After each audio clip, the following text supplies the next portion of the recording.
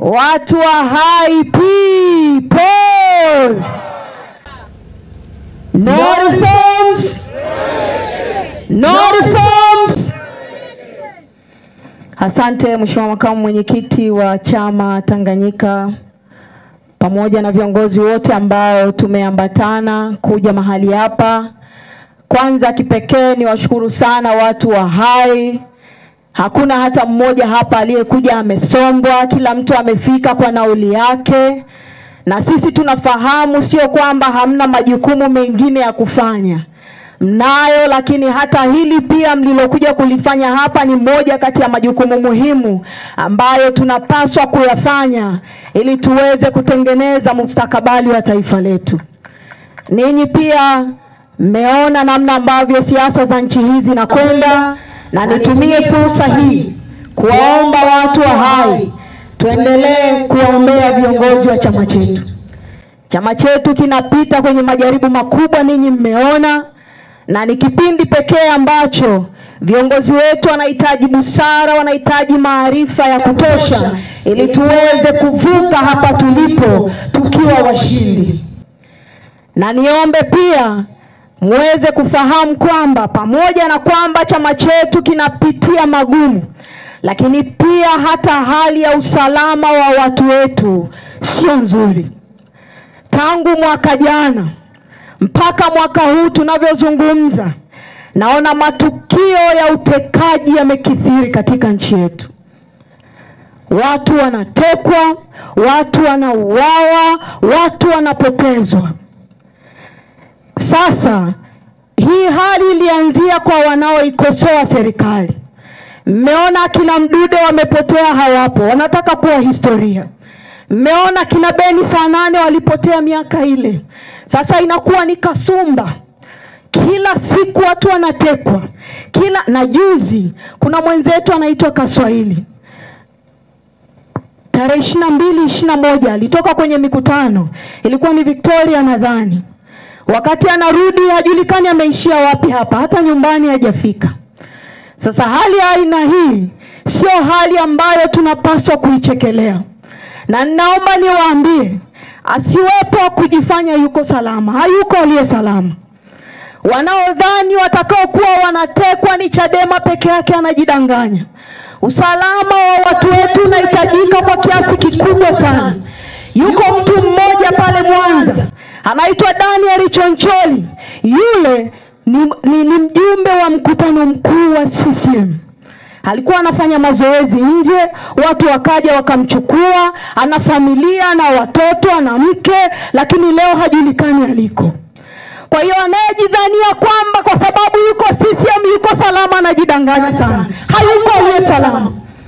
Na kwa sababu hakuna aliye salama, tunahitaji kama taifa tujadili hii hali tete inayolikumba taifa letu. Na tunazungumza, wanaume tunajua mnatusaidia kusema, lakini sisi wanawake tuna namna ya pekee ya kuzungumza na yule mama aliyekaa Ikulu, kwa sababu angalau tunajua yeye alizaa kama tulivyozaa sisi. Tunajua labda kama wale watoto ambao tunaambiwa ni wa kwake, labda ni watoto wa kufikia, lakini kama ni wa kwake, sisi wanawake wa Chadema tunataka kuzungumza jambo hili na ifike hatua liishe na likome katika nchi yetu. Serikali iliyoko madarakani iache kutesa matumbo yao mama. Mimi leo niko hapa Hai, mamangu uko elewi, anahangaika, hajui nitarudi ama sitarudi. Haiwezi kuwa ni hali ya Tanzania, haiwezi kuwa ni hali ya nchi tunayoipenda, nchi ambayo hatukuomba kuzaliwa, tulijikuta tuko Tanzania. Kwa hiyo kuishi kwetu hapa, hatujaja sisi sio magaidi, sio wauaji. Inakuwaje tunaishi katika mazingira magumu namna hii? Na kwa sababu hiyo, ninaomba nitumie fursa hii kuzungumza na vyombo vya ulinzi na usalama, kuzungumza na idara ya mambo ya ndani. Kwanza nakemea na tunalaani vikali haya matukio ya utekaji na mauaji, na sasa yameongezeka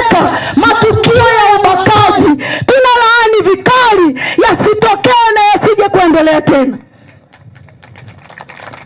Lakini nitumie uwanja huu, nitumie fursa hii kuzungumza na waziri wa mambo ya ndani. Kama kazi hii imemshinda, ajiuzulu, aache akae mtu mwingine. Tumechoka kuona watu wetu wanatekwa, wanauawa, wanapigwa. Na sasa hivi niwaambie, zamani walikuwa wanaogopa kukamata mtu hadharani, lakini leo wanajikamatia mtu hadharani, wanamfanya wanachotaka. Sasa hivi imekuwa, kuna dada yetu yuko pale, dada Lizi. Dada Lizi yuko pale, alienda mahakamani siku ya tarehe 24. Kitendo tu cha kwenda mahakamani, alikamatwa na watu wasiojulikana, lakini wamevaa mavazi ya kipolisi, kwa sababu siku ya pili yake Murilo alisema hajui kama ni polisi. Kwa hiyo nchi yetu imefika hatua, yuko mtu amevaa nguo ya polisi, anatumika kutesa, anatumika kupiga, anatumika kuua, lakini yeye hatambuliki kama ni polisi. Na nitumia fursa hii kuzungumza na mkuu wa ulinzi na usalama katika nchi yetu, aone kama anayo sababu ya kuendelea kubaki ofisini katika matukio ya ajabu namna hii. Aone kama kuna hiyo sababu.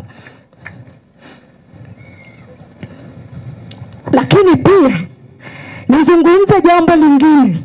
Nimwambie Mheshimiwa Rais Samia Suluhu Hassan, ambaye nimesema hapa kwamba yeye anazaa kama tunavyozaa sisi.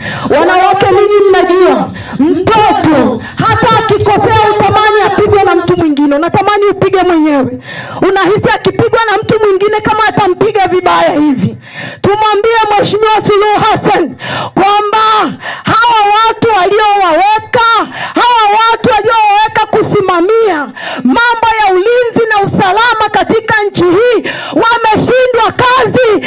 Atengue nyadhifa zao, aweke watu wengine, ili sisi wa Tanzania tuamini kama yeye hahusiki kabisa na kila kinachoendelea katika nchi hii. Na niwaambie wanawake, nimalizie kwa kusema, sisi wanawake Mungu ametupa namna nyingine ya kuzungumza naye katika ulimwengu wa roho. Vita hii tutaipiga mwilini na tutaipiga rohoni. Wanawake wanaojua kuomboleza wasimame, wamlilie Mungu, wamlilie Mungu mambo makubwa mawili. Jambo la kwanza, tumwambie Mungu kama Samia hausiki na mauaji yanayoendelea katika nchi hii, kama hausiki, tumwombe Mungu ampe maarifa, ampe hekima, amsaidie nchi hii iweze kupona. Lakini tumwambie Mungu jambo la pili, kama Samia anahusika kwa namna yoyote kuumiza matumbo ya wanawake wa Kitanzania, kama anahusika, Mungu ashughulike naye. Mungu ashughulike